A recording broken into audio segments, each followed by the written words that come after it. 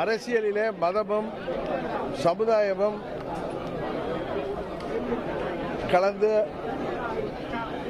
அரசியலுக்காக மதத்தையும் ஜாதியையும் கையில் எடுக்கின்ற இயக்கம் அல்ல அம்மா மக்கள் முன்னேற்ற கழகம். திருப்பரங்குன்றம் அந்த தீப திருவிழா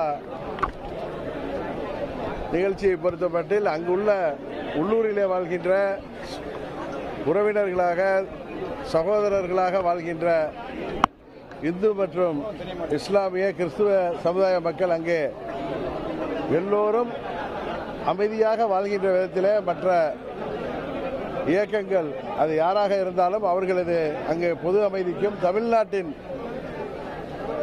பொது அமைதிக்கும் மத நல்லிணக்கத்திற்கும் இடையூறு வருகின்ற விதமாக எந்த ஒரு அரசியல் கட்சியோ அல்ல அமைப்போ செயல்படக்கூடாது என்பதுதான் அனைத்து தமிழ்நாட்டு மக்களின் விருப்பமும். ஏனென்றால் தமிழ்நாடு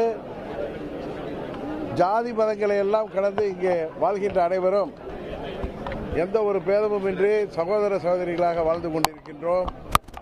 அதில் மதத்தின் பெயராலோ ஜாதியின் பெயராலோ அல்லது திருவிழாக்களின் பெயராலோ எந்த ஒரு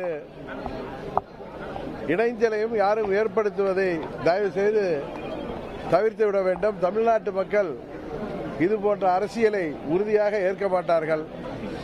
அதனால் தமிழ்நாடு தொடர்ந்து அமைதி பூங்காவாக திகழ வேண்டும் என்பதுதான் அம்மா மக்கள் முன்னேற்ற கழகத்தின் நிலைப்பாடு. உடனுக்குடன் செய்திகளை தெரிந்து கொள்ள சன் நியூஸ் பெல் ஐகானை கிளிக் பண்ணுங்க.